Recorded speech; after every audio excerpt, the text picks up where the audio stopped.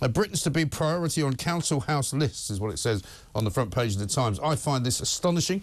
Why should it be a front page news story? Because it turns out that Britons are not priority on council house lists. Let's talk now to Jeremy Hutton from Migration Watch and see if he can tell us why. Jeremy, very good morning to you. Morning, Mike. Thanks for having me on. Yeah, thanks very much indeed for talking to us. I know that we're going to talk about the numbers game in a moment and the numbers of people coming. It looks like it's over 10,000 already. We know that the migrant barge off the coast of Dorset will be ready for service pretty soon, but there's issues around that as well. But what about this Britons to be priority on council house list story? I find it staggering that that should even be news. You know, what the hell are they doing, these council house people? It is incredible, really, that it doesn't seem that that was the default position. Right. I mean, I'm sure there are some councils that were doing the sensible thing and making sure that British people who needed social housing were prioritised for it, but I'm sure there were others out there where there were do-gooders who thought, OK, here's an asylum seeker who's just come across in a small boat. Let's make sure they get the first house available. Meanwhile, there are British people, of course, who might end up homeless on the street or forced into overcrowded housing themselves. And it's those people who've been paying taxes for years as well. It's utterly farcical, and I think it's extremely embarrassing that for the government, this story has been so heavily highlighted. Right. And I think they should be quite embarrassed over the current turn in the past few days as to the state of the channel crossings as well. Well, if you look at some of these numbers here in the Times, in Brent, northwest London, 40% of new social homes were let to non-UK citizens in 21 and 22. In Southwark, the proportion was 29%. In Oxford, 26%. In Milton Keynes, 23%. Other places included Manchester, Coventry and Birmingham, with relatively high levels of rental properties going to foreigners. I mean, there's an awful lot of people homeless in this country. We're going to talk later on in the show about Prince William, who wants to house many of those by building social housing on his own land. But, you know, the priorities, it seems to be, in this country are all wrong. Absolutely. Those numbers that you just outlined will shock and appall everyone that's listening, I would have thought. The UK is in the midst of a really quite dramatic housing crisis, and people up and down the country are either suffering homelessness as a result, or they're struggling to pay their bills, and we can't get enough houses built to actually fit the scale of migration at the moment.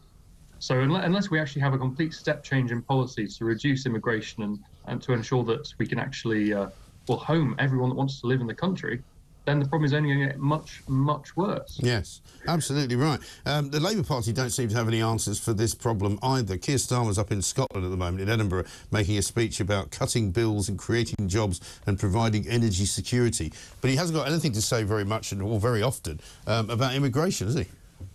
No, we're not terribly impressed at the Labour Party's policies. They're making some good noises in some areas. So I think they've endorsed the government's line on postgraduate students, for instance, and they've said something good about visa requirements. But ultimately, it's all tinkering around the edges, and their approach to illegal migration won't make a jot of difference. They're showing extreme reluctance to do anything about that, and I think that's because ultimately there's two sides of voters to the Labour Party. You've got the old school Labour voter, you know, maybe sometimes called blue Labour, for instance, red wall voters, who might have trade unionist backgrounds and just want to see the deal for their family improved. And then you've got the other sort of Islington set, whose main priority is poor people on faraway shores. They really prioritise the people who are actually trying to come to Britain, not people who are already here.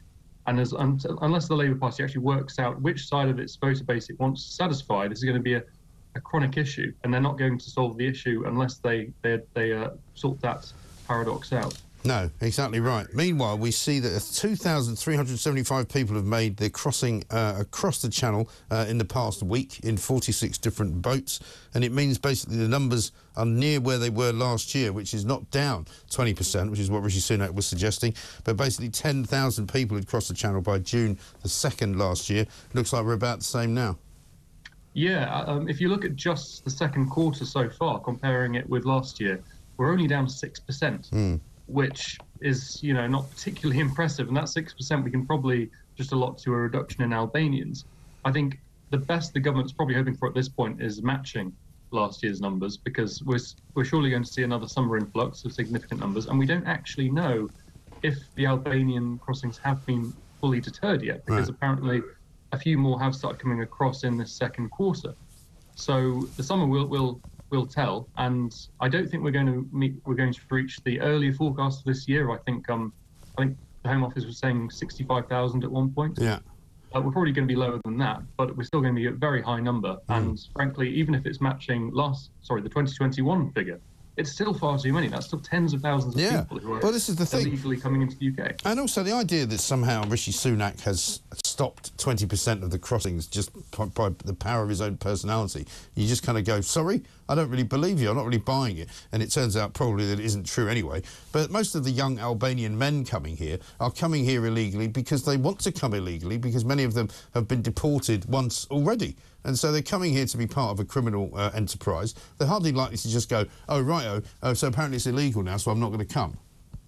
I imagine one of the differences we'll see coming later this year is because now they know that if they are intercepted, they will be deported more quickly than before and less likely to put up in a hotel. I think you'll probably see them trying harder not to be intercepted in the first place and just getting onto the beaches of Dover, maybe meeting up with a mate in a car or catching a quick bus and just going hell for leather so that they don't get intercepted by the police and the Home Office. Yes, exactly right. So, I mean, as far as the weather is concerned, it's really the only thing that stops them, isn't it? If the weather turns and the tides turn, then suddenly they don't come for a while, but basically everything else enables them to do so. Yes, I've been keeping a close eye on the channel forecast, and certainly that period when there were no crossings, the weather was very clearly bad, and it didn't take a particularly well-educated person to see why no one was making it across the channel. Looking at the next, the rest of the month, really, the weather's looking pretty calm, and I think we can expect to probably beat last year's record for June quite easily. Yeah, and that's not something we should really be looking forward to, I don't think. Jeremy, thank you very much indeed. Jeremy Hutton there from Migration Watch talking about the state of play when it comes to the numbers coming here illegally. Small boat migrants top 10,000 people this year already. Pretty much the same as last year, despite what Rishi Sunak said that the numbers were actually down by around about 20%.